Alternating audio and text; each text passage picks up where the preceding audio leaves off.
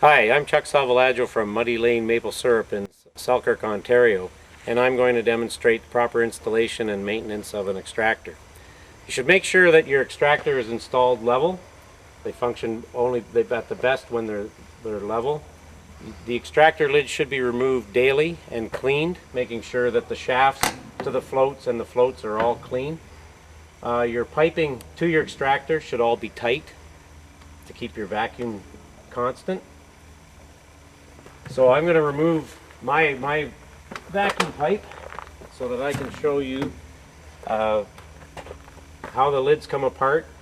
Our installation is outdoors, so we drain our tanks daily in the very, very cold weather to prevent freeze up.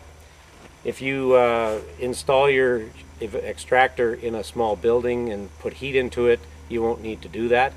You don't want to have direct heat on the extractor through a heat lamp or whatever, just in case you melt parts, small tubing, etc.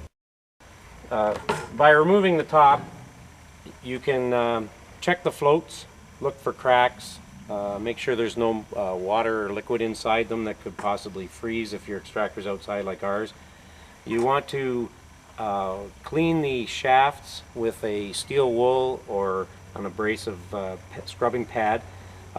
Lift them up so that you get both ends of it, because there's quite a large gasket in here which you wouldn't be able to clean the top 1 inch of this piece here.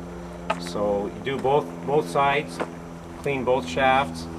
On the inside of the extractor tank there are rubber flaps that come from the manifold, and these rubber flaps have to be checked periodically to make sure that they're not cracked or you're losing vacuum through them because they're deformed. In which case that can happen sometimes through freezing or improper storage. There are flaps at the top of the tanks and at the bottom of the tanks.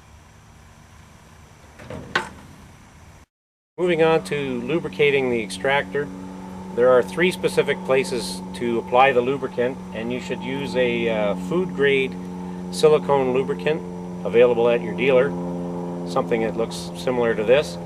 First of all, you want to lubricate the inside of the transfer cylinder, preferably up inside.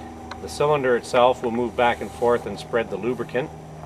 So that's important to keep that lubricated for both sides on this particular double one. The other point is the pivot point for the lift arm, that point there, and the third point is the float shaft.